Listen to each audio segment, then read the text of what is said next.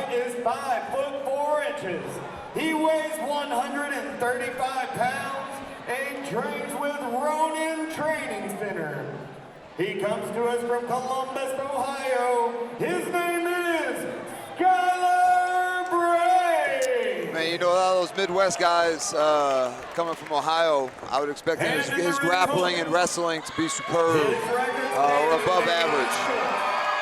His height is 5 foot 8 inches. You can definitely hear, though, the Spartan Fitness crowd in the background as we begin to transition to him. Man, it's almost like fighting in Brazil in here. Chris, you fought in Brazil before. How the fans, they can really affect the outcome of the fight.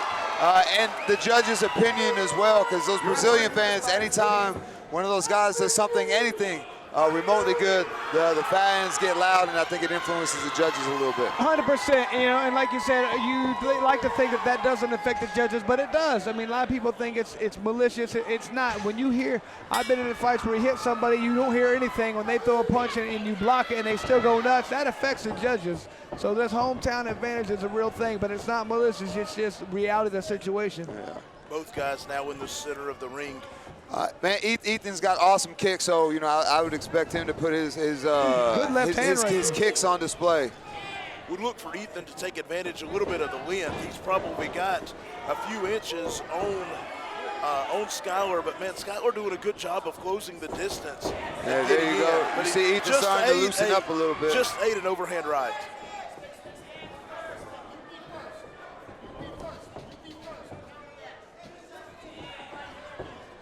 Both guys staying pretty busy, man, and both guys landing punches at this early point of the fight. I would like to see Ethan start using his attributes, man. He's fast, he's a combination puncher, and he's got awesome kicks. So he needs to start putting those things together and being the better athlete, the taller guy, get on that jab a little bit. About to say, hide behind that jab a little bit just to create that space to be able to be a little explosive. You know, I do think Skyler's doing a very good job of closing that distance very quickly, though. He's doing a good job of keeping Ethan up against the cage. You know, it makes your offense a little harder to deploy. Oh, big right hand right there. It looked like, though, on Skyler's right eye that it's already starting to swell and a little bit of redness in that eye. Oh, yeah, he's eating a lot of hooks as he winds up to throw that overhand. And I like I said, like what Skyler's doing, coupled with that double jab, hard right hand, pushing Ethan back. Definitely seeing a little more technical fighting in this fight thus far. The thing that you're seeing in this fight that they tend to develop the longer they go is right now it's Skyler goes, then Ethan goes, then Ethan goes and Skyler goes. When you get to the higher levels of pros, they're both kind of going at the same time. And I think that's the highest level of striking is when you start to counter what your opponent is doing in the middle of their combination. I would agree with what you're saying. Right now, one guy's throwing punches, the other guy's blocking. And he said, okay, it's my turn. Head kick. Got a pretty good follow it up. Kick. He needs to follow that up, man. Once you think a guy is hurt, once you think a guy is rocked, proceed with caution, but you need to apply the pressure. I was about to say, don't you think, though, as quickly as Skyler Bray has closed the distance, that he wanted to be a little cautious, trying to jump in there, that he may be getting himself in trouble even if he thinks he's rocked. Yeah, I would like to see Ethan step in with the knee, cover up and step in with the knee to the body and back him up a little bit. There we see the kick, but he eats one. Skyler, though, notice when he starts to go in, he drops his head a little bit.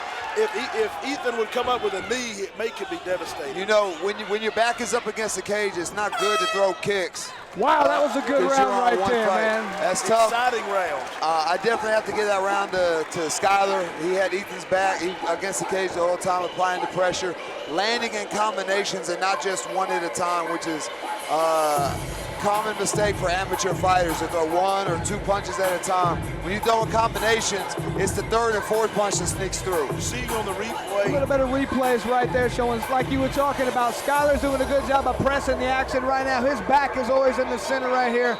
He's able to put Ethan against it's a fence right now and landing good combinations. Not to say that Ethan didn't have great moments right there. He landed a lot of good things himself, but a very good round. I enjoyed that thoroughly. I'm looking for an exciting second round.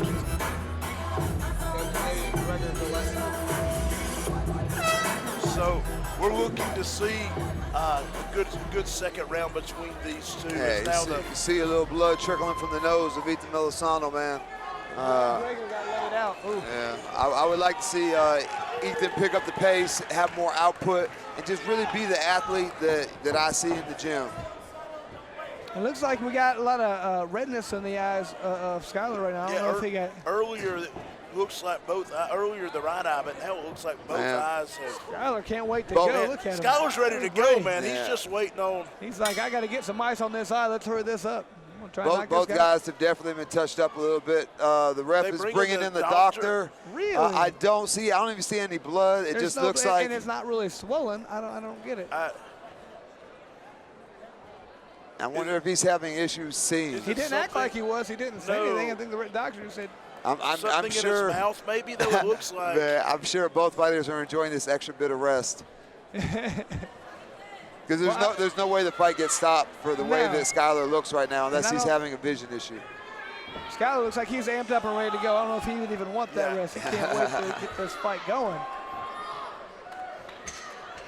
Now that these guys have had a good 2 minutes of rest in between rounds, they should be able to start with the same fire they had in the first round. Here we go now as we start round number 2. Looked like Skyler found a pretty good home for that right to the right thigh kick too. If you can look at it right now, you can see Ethan has some pretty good wet marks on it. And I think he's found a home for everything.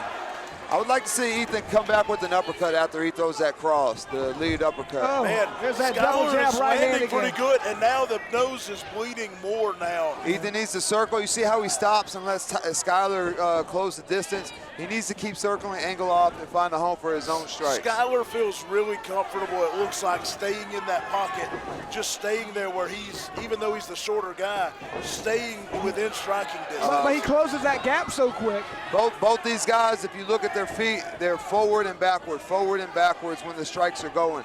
They need to step off on angles and better find their strikes. There you go. Ethan now shooting, but You know, looks like Ethan's Skyler's got. going to reverse it now and take. Is he going to get the mount? Oh. Oh, man, half No, guard. Ethan is very knowledgeable on the ground. I'm not really sure why he pulled the half guard. Maybe he's looking for a submission or saw something in the exchanges that he can capitalize on here in this position. Well, I think he was eating some punches on his feet, and I think he said, "Hey, let's try the ground a little bit." It hadn't been there yet. I think he maybe thought he'd get the takedown. He's figuring out this guy's pretty well rounded as well. Now you can look for Ethan to throw up an armbar and omoplata attempt here at some point. You see him putting his feet in the hips and trying to turn the angle to capture that arm, that right arm of Skyler. Both seem to maybe taking a quick breather here. But even in this time where it looks like there's not a lot going on, there is a ton of thinking and planning and movement that most of the fans don't see, isn't there? Oh, absolutely. And one little mistake you can make, you might be pushing the guy's arm down. If you put it down, you get a triangle choke on. So a lot of people might not think you're doing anything. You're pushing up with your arm. He's pushing it down. That's very tiring. Now back to their feet. Oh, you see, it's the second, third, and fourth punches to get through. Yep. So, you know, that's why it's important to throw in combinations. But Ethan drops his opposite hand, which is, you know, kind of leaves him susceptible to being countered at times.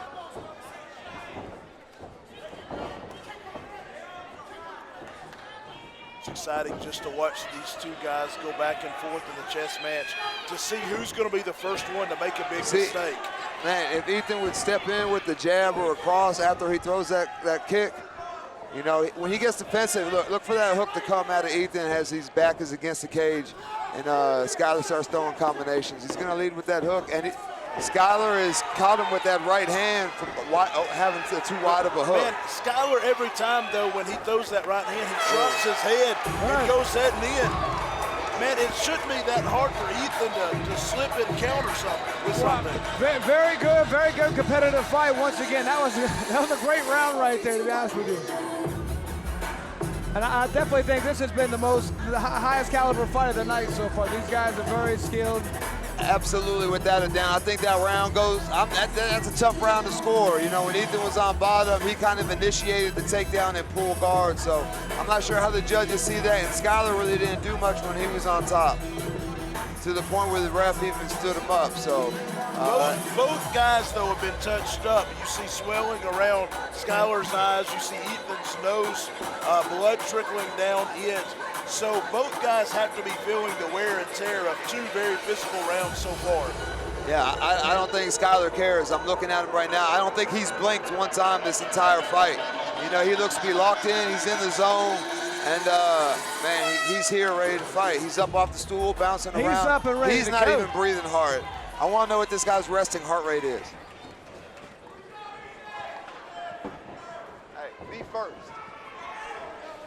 Coach Eric over here coaching from the Looks like they got a little bit of water over here. Whoop his ass, man.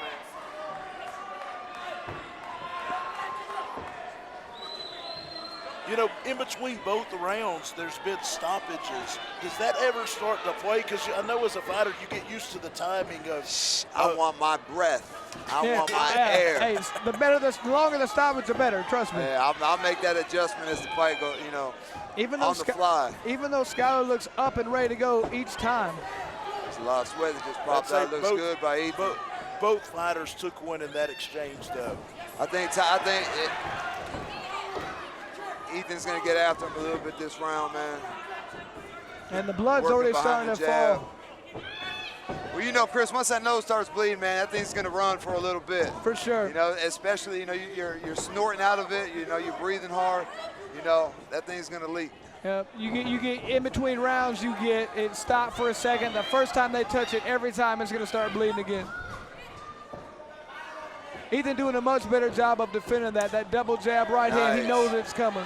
He's able to defend it well, but man, if Ethan would throw hands to the body and make Skyler drop his hands, that head kick to the head will land every time. Ethan doesn't seem to be throwing his kicks with combinations behind it. If he would come with something behind that kick, wobbled him a little bit. He needs to throw that lead kick when he gets his head leaning over his toes like that. Skyler's proved to be a dog, though, in this fight, man. He gets rocked, he goes right back. There is no hesitation, man. Right back in the fire. Every time he gets hit, he looks like he's hurt. He comes right back. Man, you hear the crowd chanting again behind Ethan here. This fight, man, has just been exciting to watch, but neither one of these guys have any ounce of quit in them. Not at all. You know, this is one of those fights I would like to see at the professional level because I like to see those guys having 5-minute rounds instead of 3-minute rounds, to be honest with you. Man, Ethan really needs to tighten up this hook he throws when he backs up. He's throwing it really wide, and Skyler's finding he's beating it with the straight right. You see what I'm talking about? He leads off with that hook every time. I'm sure Skyler has seen that, and he's going to throw that straight as soon as he sees Ethan open up, just like he tried there.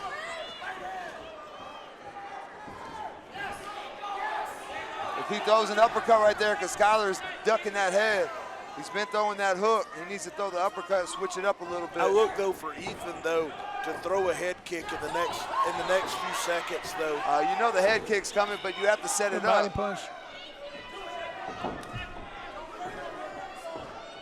If he throws that hook, steps off to the side, and if he throws the hook behind that, in front of that, that's a knockout right there. You know, one thing I would say in a close fight, and I think this is a very close fight, both guys are doing good things. I would say typically they give it to the guy who's the aggressor right now. Absolutely. So if you look at it right now, Skyler's the one who's always pushing forward. In a close fight, a lot of times that makes a difference. Man, I think that Ethan won this round. He definitely landed more strikes. You know, had his back against the cage the whole time, but this could be one of those rounds, though, that just aggression doesn't win the fight alone. Very good fight. I love it. Very good.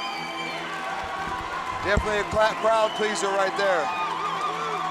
I think that both guys have done themselves proud, and neither one of them should be hanging their head after this fight.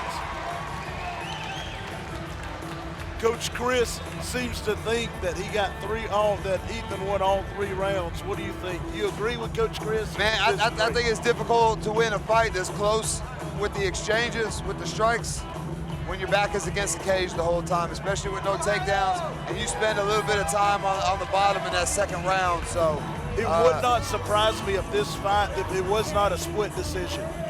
I think it has to be a split decision. I don't think that either one of the guys won all 3 rounds, and it was a very close competition. So this, we'll go to the cage shortly to find out the decision. But until then, we'll continue to look. Now, our next fight up, I want to go ahead and tease it a little bit. You have Kalen Van Camp against Matt Elkins. I tend to believe, and I know that I'm just feeding into you, Eric, but I tend to believe Matt Elkins is possibly one of the most underrated pros out there. He started off his fight career with a couple of losses against really high-end guys. But man, he is as talented as anybody I've seen. Man, you know, his record definitely doesn't reflect the caliber of fighter that he is. You know, I think he's 3-2 or 4-2 and can easily be undefeated. Let's go to the cage real quick and get the final decision now from Lance. Get the results. At the end of 3 rounds, every judge scored this the same. 30-27 for the blue corner, Skyler Bray! Man, I definitely did not see all 3 rounds going to Skyler. That's wild. Chris is Whatever, you know. Coach is not happy about this. As an amateur, you know, it's man, these are the glorified sparring matches. Go to Chris in the cage. Looked like you were more than happy to just stand there and bang it out for 3 rounds. Was that the game plan? Yes, sir. Well, we worked a lot on this camp. I only had like 3 weeks because I fought 3 weeks ago for a title and I lost, unfortunately. But I feel like I have the best coach in the world and the best training team in the world. Ronan Training Center, Chad Van Sickle and Josh Williams, man. They just got us these clients and I'm falling under it. I used some feints, I used my footwork, I cut him off in the cage, I controlled the center in the cage, and I used my jabs and feints to get on the inside every single time, and I was trying to finish off with kicks because I knew he was going to throw him off balance because I know he likes to blast his head kicks. He threw a couple of them landing on the inside. Even though I was blocking them, they were still hitting me, caught me on my eye pretty good. So I got to give it to Ethan, man. He's a hell of a performer and a hell of an athlete, and I love being in here, and I love competing against the best in the world. I mean, we're only amateurs, bro, but you got to start here to get somewhere. Well, you guys definitely didn't look like amateurs and like professionals. One thing I noticed, you were landing a lot of double jabbing that straight right down the pipe. Is that one of your favorite punches? It is now. Well, good. Hey, great job. What can we expect to see from the future? Is there anybody you'd like to fight here next? I'll fight anyone, anywhere, anytime, bro. Like I said, I just fought 3 weeks ago, and I took this fight on 3 weeks' notice to come all the way from Alabama, bro. We drove 10 hours away to come out here and fight, so I'll fight anybody, anywhere. I don't care who it is. Just put them in front of me.